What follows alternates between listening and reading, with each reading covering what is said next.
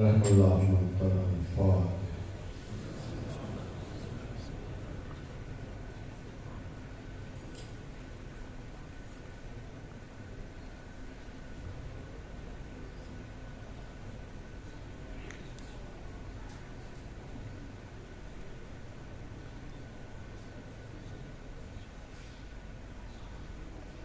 بلند ترین صلوات پڑھتے ہیں محمد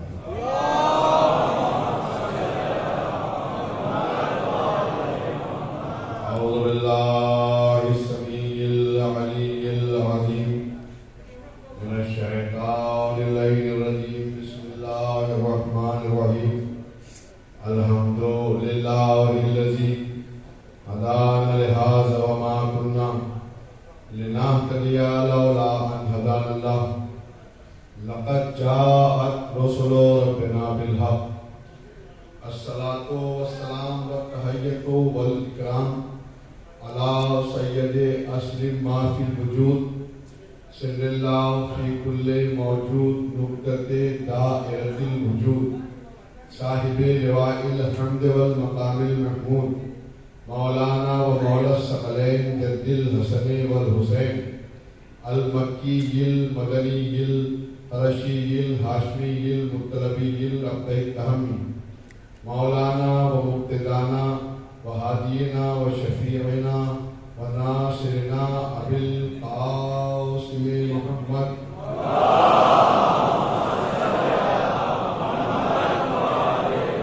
بیتہ الطیبین الطاہرین المعصومین المظلومین المنتخبین المنتجبین الذین اذهب اللہ عنہم الرجس وطہرہم تطہیرا.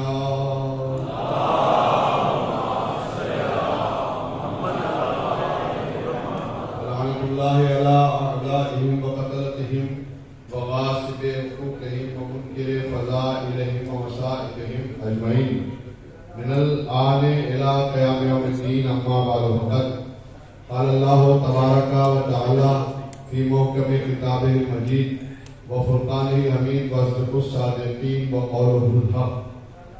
بسم اللہ الرحمن الرحیم. یا ایہا الناس قد جاءکم برہان من ربکم وانزلنا الیکم نورا مبینا.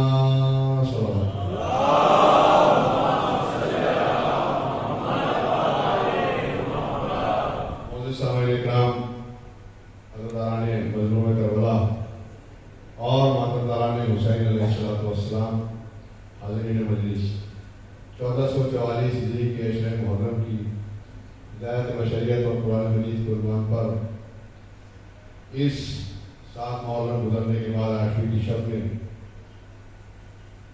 اور امام بارگاہ موسوی شہر کویت میں اس وقت کی آپ یہ نوی گفتگو سماعت فرما رہے ہیں. پروردگار جتنے بھی حاضرین یہاں تشریف فرما ہیں سب کی شرعی اور جائز حاجات کو پورا فرما. جو بیمار ہیں ان کو شفا کاملہ عطا فرما. خصوصاً ہمارے ایک دوست مصطفیٰ جو آج کرونا میں ملوث ہونے کی وجہ سے ہاسپٹل میں ایڈمٹ ہوئے ہیں، پروردگار ان کو شفا کاملہ اور عاجلہ عطا فرما.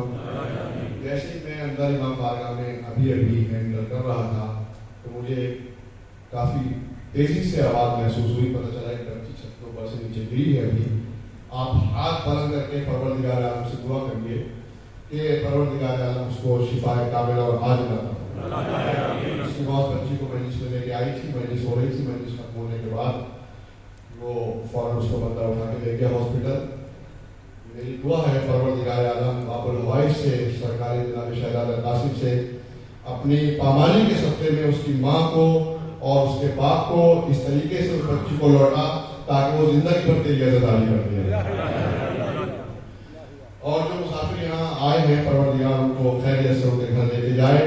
اور پروردگار جو اولاد نرینہ ہیں ان کو جو بے اولاد ہیں ان کو اولاد نرینہ عطا فرما. جو مشکلات میں ہیں پروردگار ان کی مشکلات کو دور فرما. لاکھوں دعاؤں کی ایک دعا آخری وقت کے ظہور میں تبدیل فرما. ہمیں ان کے آوان و انسان میں شمار فرما. ایک مرتبہ صلوات پڑھ دیجیے محمد والا.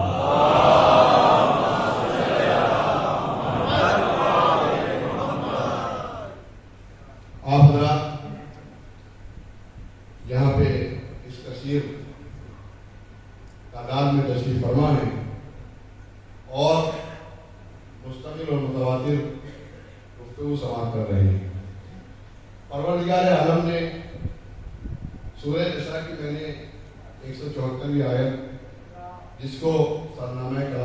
دیا ہے، اور اسی آیت کے ذیل میں آپ حضرات کی خدمت میں روز بروز گفتگو کر رہا ہوں، اور آپ حضرات میری کلمہ بیانی کو بڑی خوشی سے قبول فرما رہے ہیں۔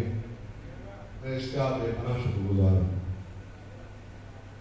اپنے گھر سے اپنی طرف سے اللہ نے انسان کی ہدایت کے لیے دو حاکموں کو بھیجا اور دو رہنما۔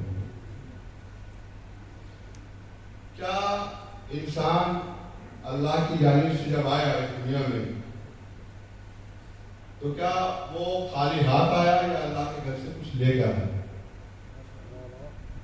دنیا میں ہم یہ دیکھتے ہیں کہ بچہ جب دنیا میں پیدا ہوتا ہے تو بالکل خالی ہاتھ پیدا ہوتا ہے، مگر اللہ نے جو انسان کو بھیجا ہے کیا وہ واقعا ایسے ہی خالی ہاتھ بھیجا ہے جیسے وہ نظر آتا ہے، یا اللہ نے اسے کچھ دے کر بھیجا؟ اور اللہ نے اگر اس کو کچھ دے کر بھیجا ہے تو وہ کیا دے کر بھیجا ہے؟ اور اللہ نے یعنی انسانیت کی خلقت کیا کہ ارادہ اللہ نے جو کیا ہے اور انسان کو جو خلق کیا ہے اس کا انسان کو بھیجنے کا منشا کیا ہے اور قدرت کا ارادہ کیا ہے؟ یعنی اللہ نے انسان کو اس دنیا میں کیا دے کر بھیجا، اور اگر انسان اس پر قائم رہے تو کیا کہلائے گا، اسے چھوڑ دے تو کیا بن جائے؟ یعنی کیا انسان اللہ کی جانب سے ہدایت لے کر آیا یا اس کو دنیا میں ہدایت کی ضرورت ہے؟ دو الگ الگ باتیں ہو گئی۔ کیا ہدایت لے کے آیا کہ انسان خالی ہاتھ بس ایسے ہی دنیا میں آ گیا؟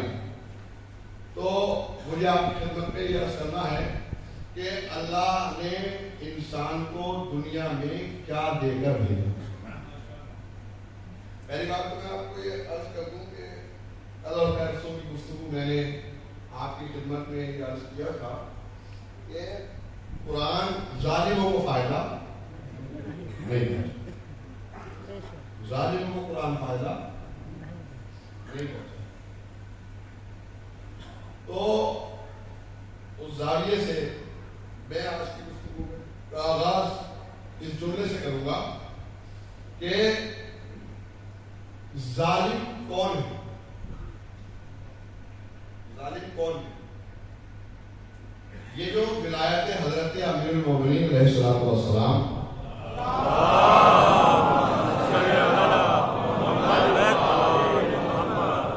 کا مسئلہ ہے نا، یہ بہت بڑا مسئلہ۔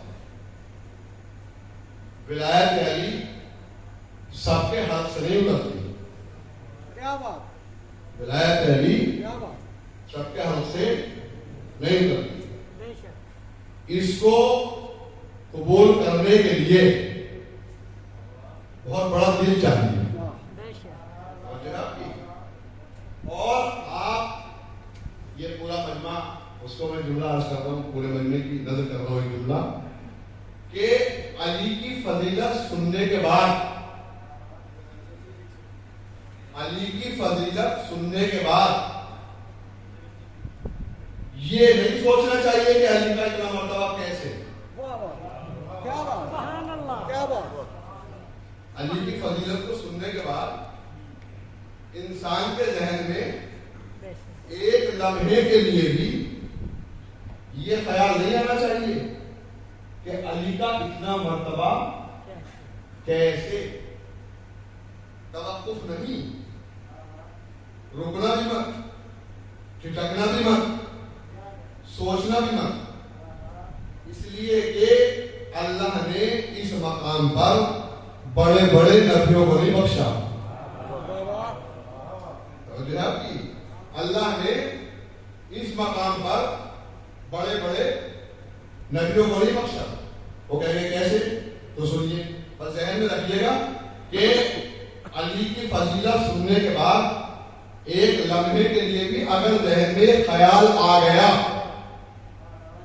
کہ یہ کیسے، توجہ ہے، اگر مولا کائنات کی فضیلت سننے کے بعد ایک لمحے کے لیے بھی ذہن میں آ گیا کیسے؟ تو اس کو اللہ کون سا سرٹیفکیٹ دیتا ہے؟ اب وہ میں بتاؤں گا اور میری خطابت کے جملے نہیں ہوں گے، قرآن کی آیت ہوگی. توجہ ہے؟ اب ارشاد ہوا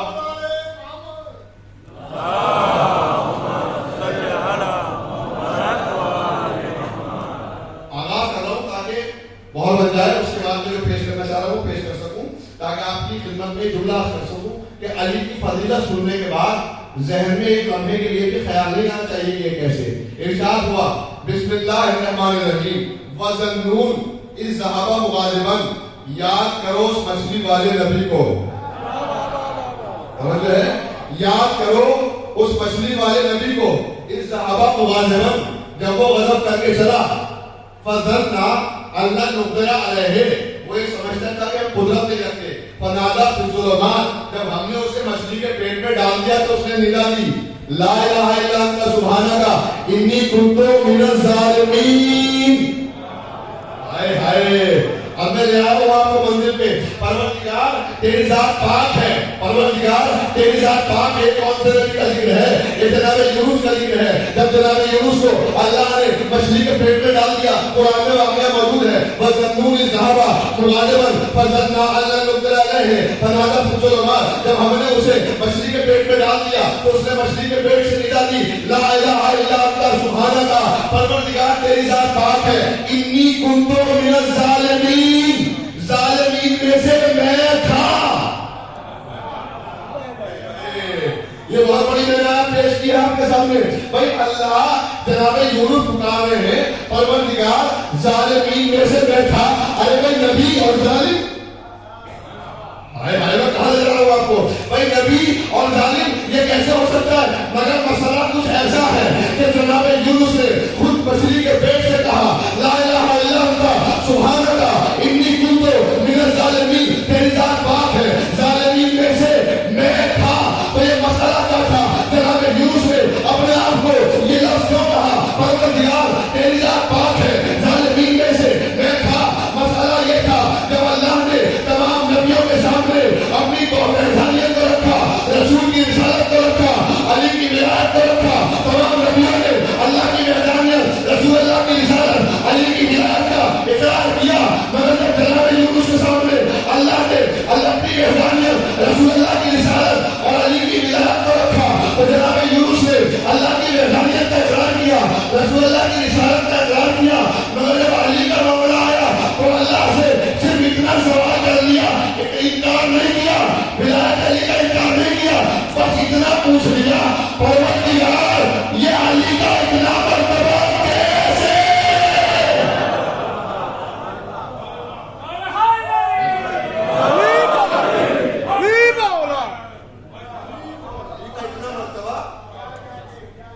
کیسے؟ توجہ رکھیے گا. صرف اتنا سوال کر لیا علی کا اتنا مرتبہ کیسے؟ اللہ نے کہا کیسے ویسے کچھ نہیں، جیسے تم ایسے. توجہ ہے.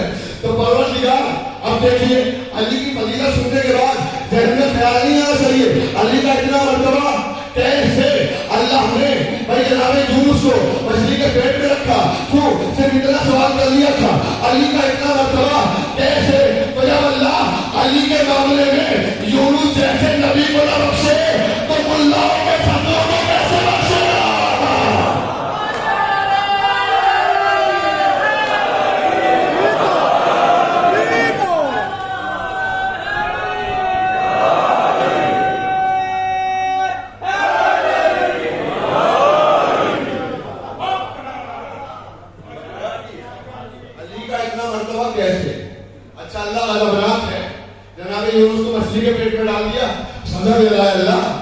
سزا دینا ہی تھی تو کوئی بڑی سزا دیتا. یہ مچھلی کے پیٹ میں ڈالنے کی سزا کیا ہوئی؟ ہائے ہائے. بھائی یہ مچھلی کے پیٹ میں ڈالنے کی اگر سمندر کے کسی جانور کے پیٹ میں ڈالنا تھا تو کسی بڑے جانور کے پیٹ میں ڈالتا، کوئی مگرمچھ یا ڈائناسور وغیرہ. توجہ ہے. آواز قدرت آئی، آواز قدرت آئی. تم نہیں جانتا ہم غضبناک ضرور ہیں مگر یہ نبی ہے. نبی ہے ہم غضبناک ضرور ہیں مگر یہ نبی ہے اور ہم نے سنت بنا لی ہے کہ ہم کسی نبی کو نجس مقام پر نہیں رکھتے.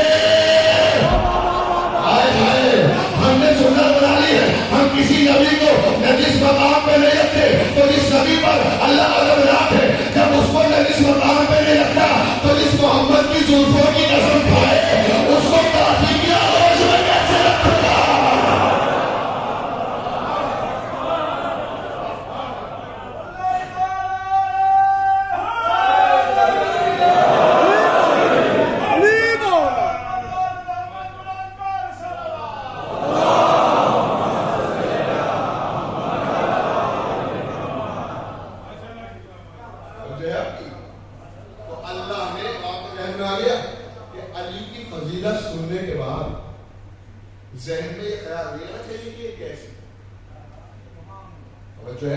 اس لیے کہ اللہ نے علی کے معاملے میں بڑے بڑے نبیوں کو نہیں بخشا.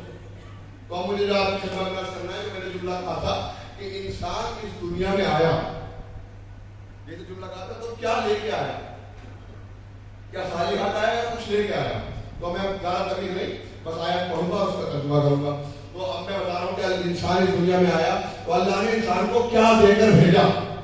تو ارشاد ہوا بسم اللہ الرحمن الرحیم اِنَّا خَلَقْنَا الْإِنسَانَ مِن نُطْفَةٍ أَمْشَاجٍ, بے شک ہم نے انسان کو ماں اور باپ کے ملے جلے جوہر حیات سے خلق کیا.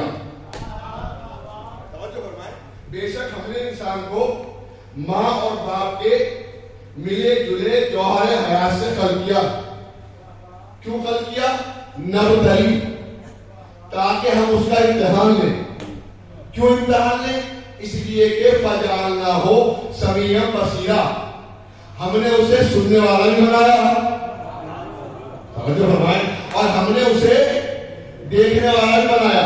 اور اس کے بعد اللہ نے کہا, پوری توجہ, اِنَّا هَدَيْنَاهُ السَّبِيلَ, اور ہم نے انسان کی آغاز خلقت میں سبیل کی ہدایت رکھ دی. توجہ ہے, اب بس اسی میں گفتگو ہونا ہے پوری مجلس میں. ہم نے انسان کے آغاز خلقت میں سبیل کی ہدایت رکھ دی اور اس کے بعد انسان کو مجبور نہیں کیا, آلات چھوڑ دیا. جو ہے انسان کو مجبور نہیں کیا, آلات چھوڑ دیا. اِنَّا خَلَقْنَا الْإِنسَانَ مِن نُطْفَةٍ أَمْشَاجٍ نَبْتَلِيهِ جَعَلْنَاهُ سَمِيعًا بَصِيرًا اِنَّا هَدَيْنَاهُ السَّبِيلَ. ٹھیک, سبیل کی ہدایت کی, اِمَّا شَاكِرًا وَإِمَّا كَفُورًا. اب یہ انسان کے اختیار کی بات ہے, اگر قائم رہ گیا تو شاکر کہلائے گا, چھوڑ دے گا تو کافر بن جائے گا. سمجھ ہے, یہ بات طے ہو گئی. اللہ نے آیت میں بات طے کر دی کہ ہم نے انسان کو سبیل کی ہدایت کی. اب سنیے, اللہ نے انسان کو بھیجا, اس دنیا میں اتارا, اس دنیا میں بھیجا. کس کے ذریعے سے بھیجا؟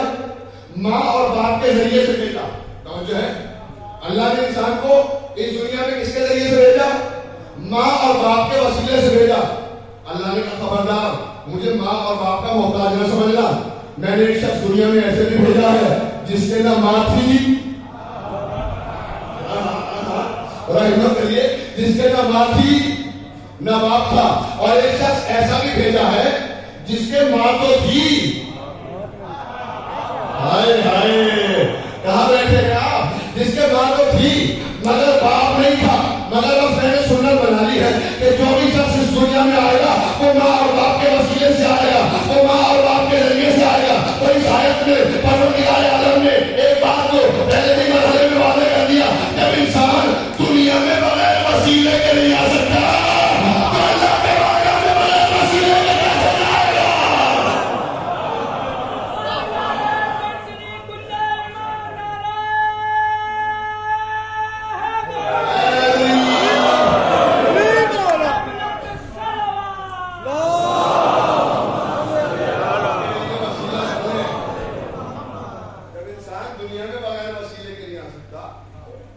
تو اللہ کے بارگاہ میں بغیر وسیلے کے کیسے آئے گا؟ اور اس کے بعد اللہ نے کہا ہم اس کا امتحان لیں گے. کیوں امتحان لیں گے؟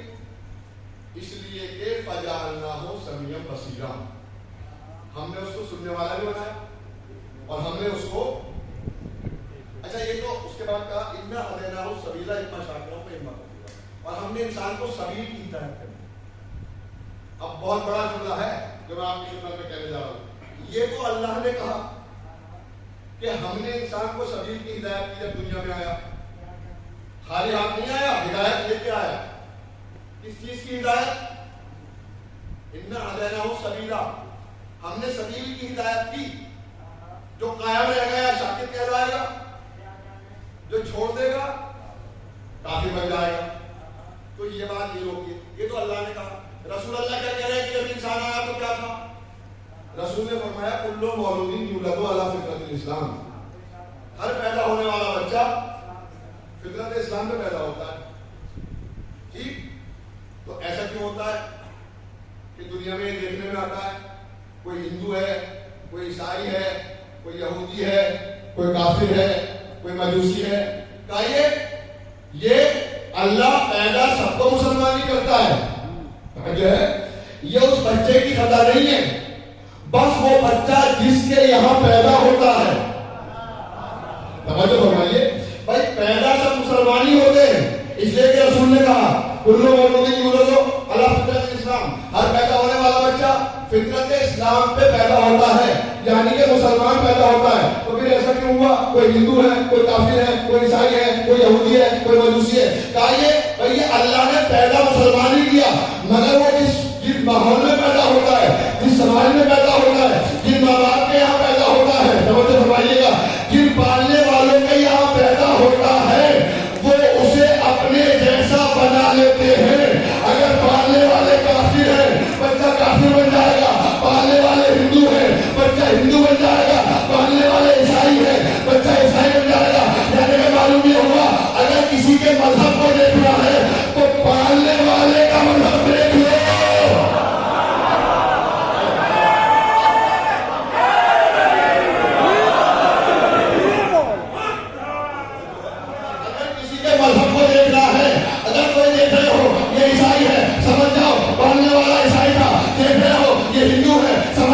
پالنے والا ہندو تھا, دیکھ رہے ہو یہ یہودی ہے, سمجھ جاؤ پالنے والا یہودی تھا. اگر کسی کو دیکھنا ہے تو پالنے والے کا مذہب جو ہوتا ہے وہی اس کا مذہب ہوتا ہے. اس کا مطلب یہ ہوا انسان کے مذہب کے معاملے میں پالنے والے کا بہت بڑا دخل ہے.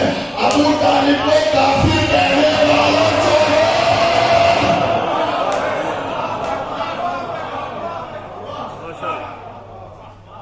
یہ بتاؤ رسول کو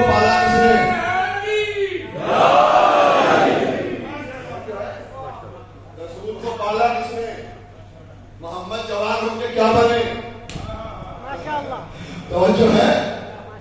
تم کافر کہتے ہو, میں تو یہ کہتا ہوں جو ابو طالب کا کلمہ پڑھے وہ مسلمان ہے.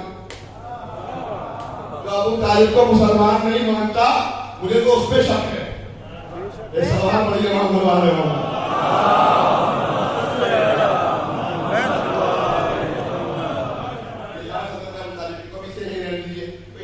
اسلام نے کہا کہ انسان جب دنیا میں آیا تو مسلمان پیدا ہوا. ٹھیک, تو اگر آپ کے سامنے کوئی آگے یہ کہے, کوئی ہندو آ جائے آپ کے سامنے کھڑا ہو رہا ہے اور کھڑے ہو کے یہ کہے کہ بھائی آپ کا رسول یہ کہتا ہے کہ ہر پیدا ہونے والا بچہ مسلمان پیدا ہوتا ہے, میں یہ کہتا ہوں ہر پیدا ہونے والا بچہ ہندو پیدا ہوتا ہے, تو آپ اس کی بات کو کیسے رد کریں گے؟ بھائی وہ کہے آپ کے رسول جانے, آپ جانے, ہو سکتا ہے آپ کے رسول کی پرسنل ان کی دو ذاتی خیال ہو, یہ آپ اپنی شریعت ہم پہ کیوں لاگو کر رہے ہیں؟ ٹھیک ہے, تو کیا جواب ہے آپ کے پاس؟ آپ ثابت کر سکتے ہیں اسے کہ ہر پیدا ہونے والا بچہ مسلمان پیدا ہوتا ہے. کوئی ہندو کہنے لگے ہم تو یہ کہتے ہیں ہندو پیدا ہوتا ہے, کوئی عیسائی کہنے لگے ہم تو کہتے ہیں عیسائی پیدا ہوتا ہے, کوئی یہودی کہنے لگے ہم تو کہتے ہیں یہودی پیدا ہوتا ہے. ٹھیک ہے, کوئی ہندو کہنے لگے ہم تو کہتے ہیں ہندو پیدا ہوتا ہے. آپ بھی تو کہہ رہے ہیں مسلمان پیدا ہوتا ہے, ہم تو کہہ رہے ہیں ہندو پیدا ہوتا ہے. تو کیسے ثابت کریں گے ہندو پیدا ہوتا ہے؟ اب میں آپ کی خدمت میں ثابت کر رہا ہوں کہ مسلمان پیدا ہوتا ہے, کہ ہر پیدا ہونے والا بچہ مسلمان پیدا ہوتا ہے. یہ بتائیے جب ہمارے یہاں کوئی مر جاتا ہے تو اس کو رخصت کرنے کا طریقہ کیا ہوتا ہے؟ جب ہمارے یہاں کوئی مر جاتا ہے تو ایک قبر کھودی جاتی ہے, اس میں مردے کو لٹایا جاتا ہے, اس میں گتے رکھے جاتے ہیں اور اس کو سپرد خاک کیا جاتا ہے. یعنی ہمارے یہاں مردہ دفنایا جاتا ہے. ٹھیک ہے, تو کیا ہندوؤں میں بھی مردہ دفنایا جاتا ہے؟ کہا نہیں. وہاں ہندوؤں میں مردہ دفنایا نہیں جاتا. وہاں یہ ہوتا ہے کہ مردے کو بہت ساری لکڑیاں منگائی جاتی ہیں, اس کو استوار کیا جاتا ہے, بیچ میں مردے کو لٹایا جاتا ہے, بہت سارا گھی ڈالا جاتا ہے اور اس میں آگ لگا دی جاتی ہے. ٹھیک ہے, یعنی مسلمانوں میں مردہ دفنایا جاتا ہے. ہائے ہائے, میں کہا جا رہا ہوں آپ کو, ذہن میں رہے, ہر پیدا ہونے والا بچہ مسلمان پیدا ہوتا ہے. توجہ ہے آپ کی, ہر پیدا ہونے والا بچہ مسلمان پیدا ہوتا ہے. جو بھی دنیا میں بچہ آیا وہ مسلمان ہوتا ہے. اصل میں مسلمان نے مسلمان کا مطلب نہیں سمجھا. اگر مسلمان کا مطلب سمجھ لیتا تو کہیں جانے کی ضرورت نہیں تھی. کیا مطلب ہے مسلمان کا جانتے ہیں؟ مسلمان کا مطلب ہے جو خود بھی آگ سے بچے. ہاں, جو خود بھی آگ سے بچے اور اپنے متعلقین کو بھی آگ سے بچائے, اسے کہتے ہیں مسلمان. جو خود بھی آگ سے بچے اور اپنے متعلقین کو بھی آگ سے بچائے, وہ ہے مسلمان. تو ہمارے یہاں مردہ دفنایا جاتا ہے, ہندوؤں میں مردہ جلایا جاتا ہے. جن ہندوؤں میں مردے کو جلایا جاتا ہے ان کے یہاں بھی یہ قانون ہے, اگر کسی حاملہ عورت کا انتقال ہو جائے, مرتیو ہو جائے, جس کے پیٹ میں بچہ ہے, تو اس عورت کو جلایا نہیں جائے گا, دفنایا جائے گا. کیوں؟ چونکہ پیٹ میں ہے مسلمان. اور مسلم کا بچہ ہے, خود بھی آگ سے بچے, اپنے متعلقین کو بھی آگ سے بچا.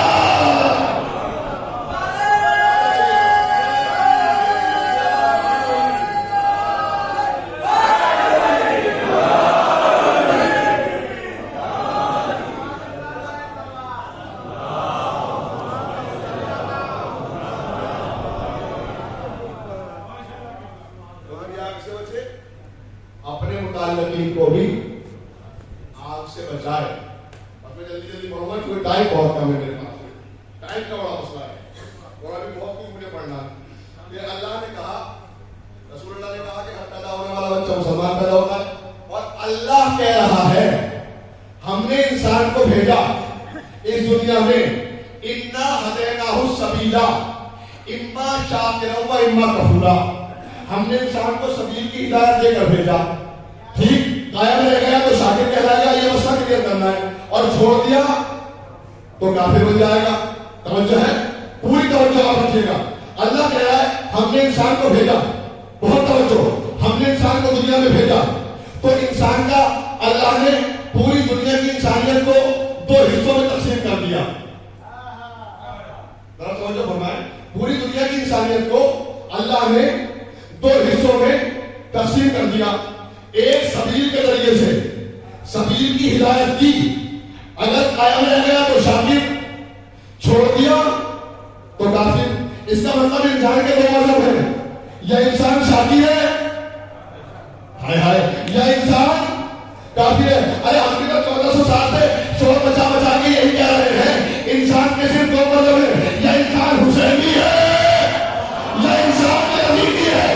تو حسین کے پرچم کے نیچے آ جائے وہ حسینی کہلائے گا, تو حسین کا پرچم چھوڑ کے بھاگ جائے وہ یزیدی بن جائے گا.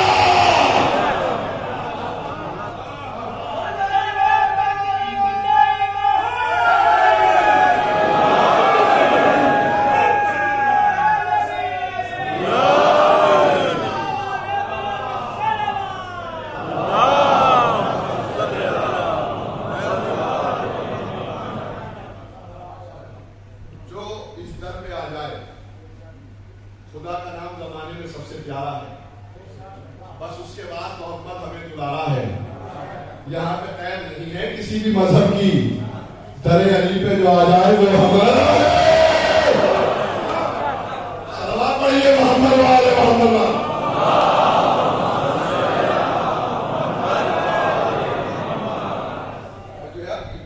تو اللہ نے ہر انسان کو سبیل کی ہدایت, اما شاکرم و اما کفورا.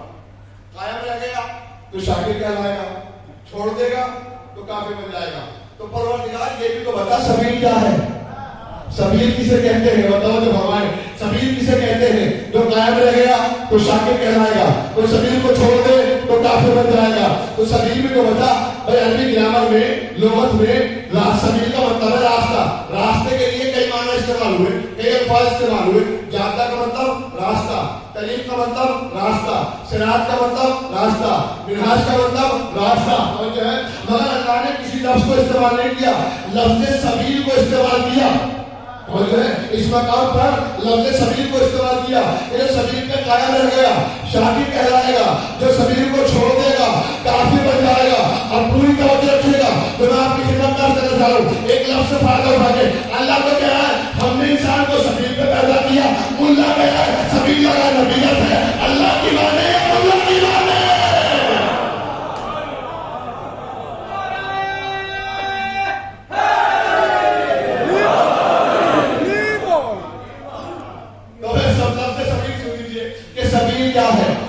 قرآن سے پوچھئے پروردگار تو نے دعویٰ کیا ہے کہ جو سبیل پر قائم رہے وہ شاکر, جو سبیل کو چھوڑ دے وہ کافر. تو یہ بھی تو بتا سبیل کیا ہے. تو ارشاد ہوا بسم اللہ الرحمن الرحیم لا تقولوا لمن يقتل في سبيل الله امواتا بل احیاء ولكن لا تشعرون.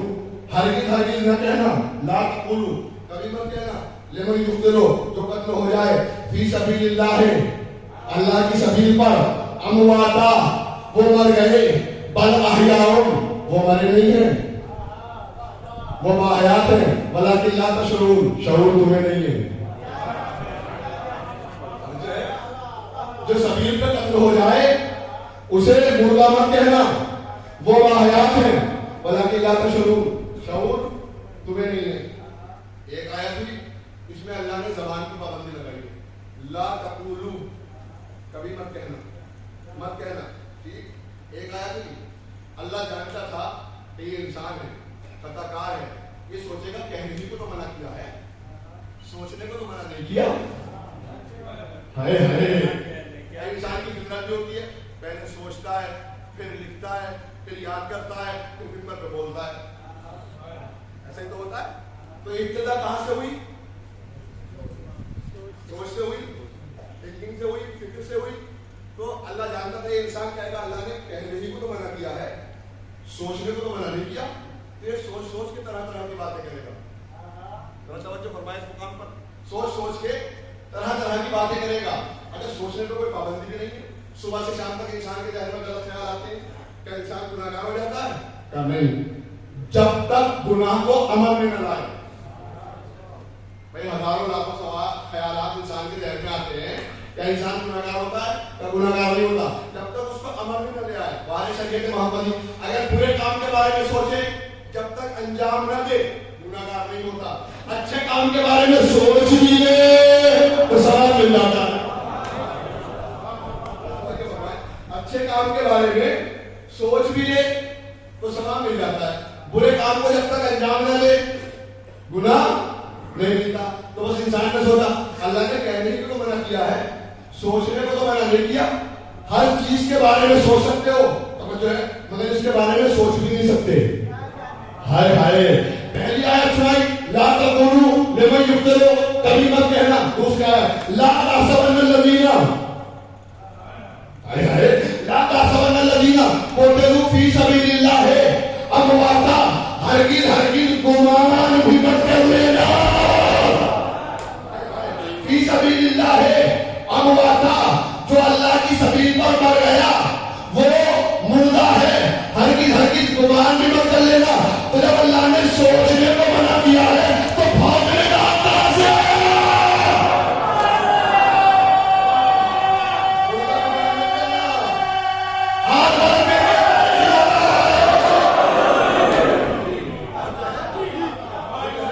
جب اللہ نے سوچنے کو منع کیا ہے تو بھاگنے کا ہم کہاں سے آیا؟ ہائے ہائے, فتوے دینے کا ہم کہاں سے آیا؟ جب اللہ نے سوچنے کو منع کر دیا, فکر پہ پابندی لگا دی, تھنکنگ کو بند کر دیا,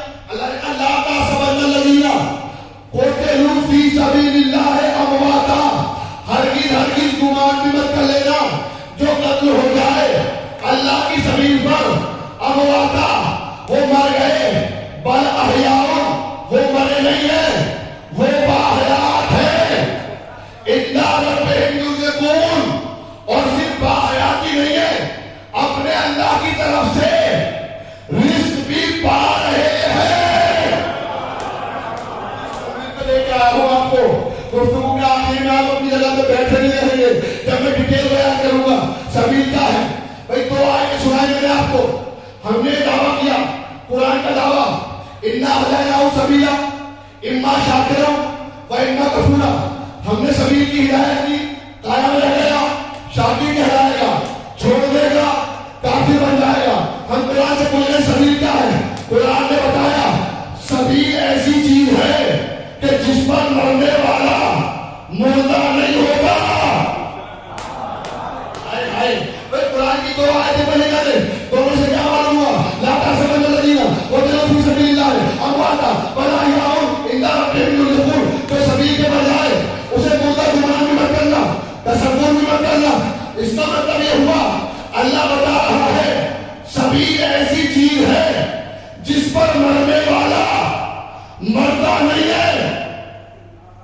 جو ہے سبیل ایسی چیز ہے جس پر مرنے والا مرتا نہیں ہے, زندہ ہو جاتا ہے. تو رسول سے پوچھئے کہ نماز سبیل ہے, کیا روزہ سبیل ہے, کیا حج سبیل ہے, کیا زکات سبیل ہے, کیا جہاد سبیل ہے. کبھی رسول نے کہا تو نماز پہ مرے مرتا نہیں, کبھی رسول نے کہا تو روزے پہ مرے مرتا نہیں, کبھی رسول نے کہا تو حج پہ مرے وہ مرتا نہیں, کبھی رسول نے کہا تو زکات پہ مرے وہ مرتا نہیں. 23 سالہ تبلیغی زندگی میں ایک ہی تجربہ تھا, من ماتا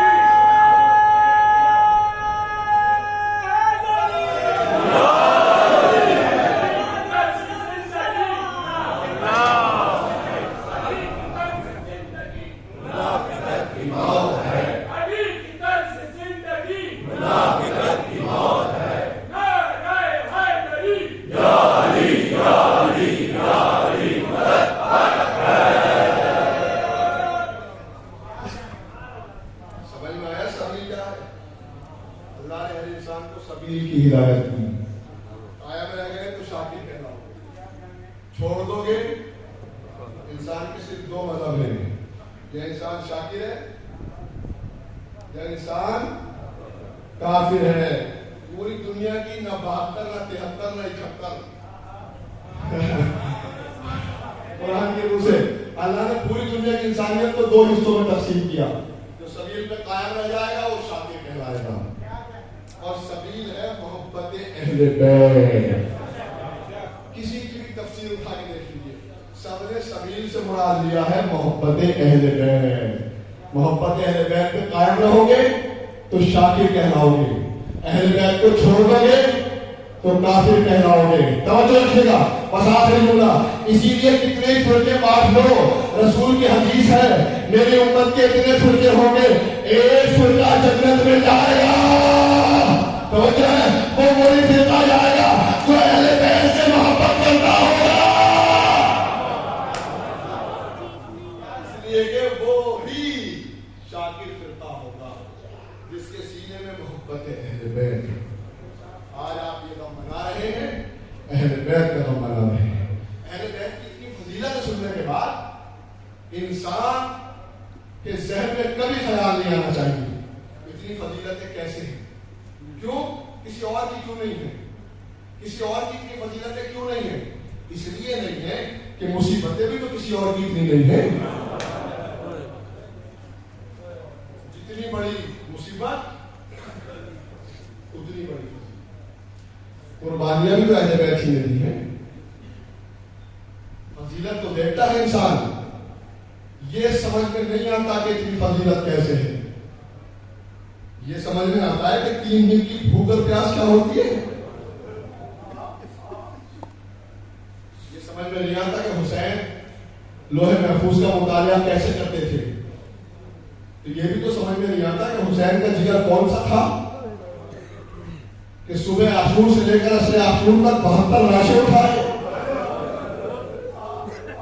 یہ بھی تو سمجھ میں نہیں آتا کہ کیسے جناب علی اکبر کے بخشی لگی,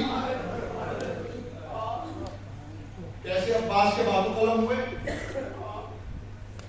کیسی ماں بہنوں کی رضائش ہوئی, کیسے خیمے میں آگ لگ گئی. کتنی مصیبتیں ہیں. آج مسائل پڑھنے ہیں جناب قاسم کی, جناب قاسم کی مہندی برآمد ہوئی. کون جناب قاسم؟ وہ حسن کا یتیم قاسم ہے جس کو آج آپ رونے کے لیے بیٹھے ہیں. 7 محرم ختم ہو گیا. جس کی ماں کا کوئی سہارا نہیں تھا کربلا کے میدان میں قاسم کے علاوہ. ہاں ہزاروں رشتہ بھی تھے قاسم, امام حسن کے بیٹے تھے. کون تھے امام حسن؟ وہ واحد ذات ہے امام حسن کی, کسی کا جنازہ واپس نہیں آیا, حسن کا جنازہ قبرستان سے واپس آ گیا. اس وقت امام حسن کو زہر دیا گیا, وہاں تک ٹکڑے جگر کے تشت میں آنے کے لیے. امام حسین جناب امام حسن کے پاس ہیں, جناب قاسم آ کے امام حسن کے سینے پہ آ کے لیٹ گئے. ایک مرتبہ قاسم کو ان کی ماں نے الگ کرنا چاہا. امام حسن نے آواز دی, فروا قاسم کو الگ مت کر, اس کے سینے پہ آنے سے میرے دل کو سکون ملتا ہے. اجرکم اللہ, اجرکم اللہ. بس زیادہ اپنے مسائل میں بہت مختصر پڑھوں گا, ٹائم بالکل نہیں ہے. سنیں گے اداکاروں, وقت کی بہت قیمت ہے. اداکاروں سنیں گے جناب قاسم کا پرسہ دینے کے لیے آج آپ بیٹھے ہیں. شہزادی سے جناب سیدہ کو اداکاروں, کون قاسم کہ جس کے باپ کا جنازہ قبرستان سے واپس آ گیا. ارے 2 جنازے ایسے تھے. علامہ حضرت دہلوی مرحوم کہتے ہیں امام حسن کا جنازہ اور امام حسین کا جنازہ دونوں میں فرق یہ ہے, ایک کے جنازے میں 3 تھے, ایک کا جنازہ 3 پر تھا. اجرکم اللہ, اجرکم اللہ, اجرکم اللہ. جس وقت امام حسن کا جنازہ گھر سے نکلا, کفن سفید تھا, جب گھر واپس آیا کفن سرخ ہو چکا تھا. اجرکم اللہ اجرکم اللہ، اللہ آپ کو کوئی کم نہ دے سوائے امام سید الشہداء کے۔ ایک مرتبہ جملہ سنیں گے اللہ تعالیٰ، جیسے ہی امام حسن کا جنازہ گھر واپس آیا، ام فروا نے دیکھا جنازہ واپس آ گیا، ایک جملہ کہا، اے قاسم کاش تو جوان ہوگا۔ عباس نے جملے کو سنا، ایک مرتبہ تلوار پہ ہاتھ ڈالا، امام حسین نے کہا بھیا ابھی چلتا موقع نہیں ہے۔ اجرکم اللہ اجرکم اللہ، اللہ آپ کو کوئی کم نہ دے سوائے ہمیں سید الشہداء کے۔ بس اللہ تعالیٰ ہمیں جناب قاسم کی شہادت کے جو جملے پڑھوں گا، اور قاسم وہ قاسم جو شب عاشور امام حسین نے نظر نامہ سنایا، سارے شہیدوں کے نام سنائے، مولا عباس کو عباس تمہارے پاس مقرر ہوں گے، ارے علی اکبر کے برسی لگے گی، اللہ تعالیٰ محمد نظر ہو جائیں گے، شہید ہو جائیں گے۔ قاسم کا نام نہیں لیا، قاسم سر کو جھکائے ہوئے ہاتھوں کو جوڑ کے آ گئے، کہا چچا جان کا مجھ سے ناراض ہے، آپ نے سب کا نام لیا میرا نام نہیں لیا، کہا بیٹا تمہارے نزدیک کون کیا ہے، کہا چچا جان شہر سے زیادہ شیریں، کہا سنو بیٹا قاسم، ارے تم تو تم علی اصغر کا نام بھی موجود ہے، ارے ہاشمی نہیں تھا، حسن کا بیٹا غصے میں لڑنے لگا، کانپنے لگا، ایک مرتبہ یہ جملہ کہا، اے چچا جان حسن کا نام سے مطلب کیا آسیہ خیموں میں گھس آئیں گے، اسے میرا نہیں بیٹا قاسم، میں خود حسین علی اصغر کو لے کر جائے گا، پانی کا سوال کرے گا، پانی نہیں آئے گا، تیر آئے گا۔ اجرکم اللہ اجرکم اللہ، اللہ آپ کو کوئی غم نہ دے۔ بس سنو عزیزانو، مائیں تیار کر رہی ہے شب عاشور، ارے ام فروا قاسم سے کہہ رہی ہے بیٹا صبح چچا کو جان کو قربان کر دینا ہے، صبح نمودار ہوئی، سب کو اجازت ملی، قاسم کو اجازت نہیں ملی، حاضر آؤ، اماں کے پاس آئے، ہاتھوں کو جوڑ کے کہا اماں چچا جان اجازت نہیں دیتے۔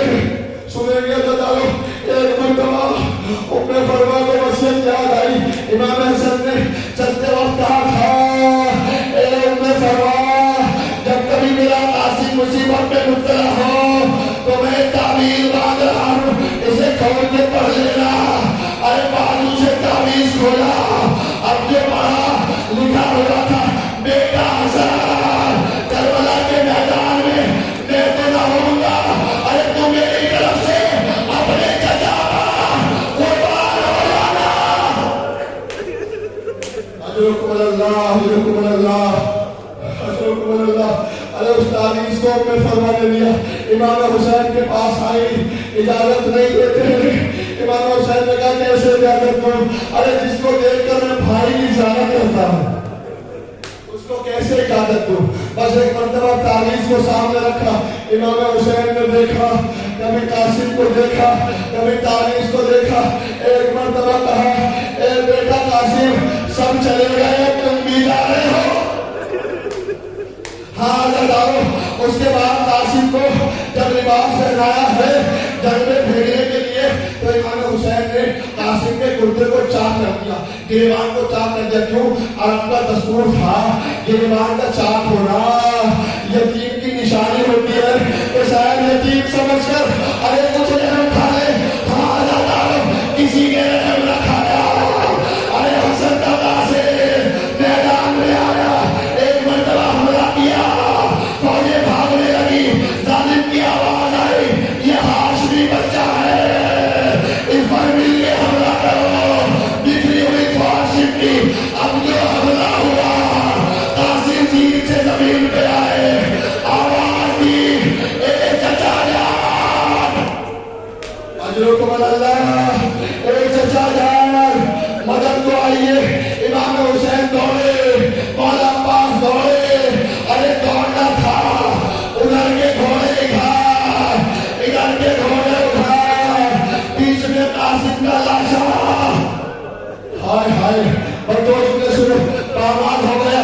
ایک مرتبہ امام حسین قاسم کے لاشے کے قریب آئے، آواز دی بیٹا قاسم ارے تمہارے جانے نے میری بصیرت کم کر دی، بشارت کم کر دی، آواز تو بیٹا آواز نہیں آئی۔ آواز نہیں آئی. جسم ٹکڑے ٹکڑے ہو چکا تھا. کہیں پیر پڑا تھا, کہیں ہاتھ پڑا تھا, کہیں پنڈلی پڑی تھی, کہیں سینہ پڑا تھا. امام حسین کے ٹیلے پہ کھڑے ہوئے آواز دی, بیٹا قاسم وقت کا امام دے رہا ہے, آواز دو. ارے یہ سننا تھا قاسم کے جسم کے ٹکڑے زمین کربلا پہ اچھلنے لگے. لبیک یا حسین. اور دو جملے سنے, حسین قریب آئے, ارے ٹکڑوں کو آغوش میں لیا, ابا کے دامن میں بھرا, ایک مرتبہ خیمے کی طرف آئے. ام فرما نے دیکھ کر کہا, اے زینب, میرا قاسم اتنا چھوٹا تو نہیں تھا. جیسے ہی ابا کا دامن کھولا, قاسم کا بابا لاشا, بیوی لاشے پہ گر گئی. اے بیٹا قاسم, ارے ہمیں نہیں پتا تھا تمہارا لاشا پاماز ہو جائے گا.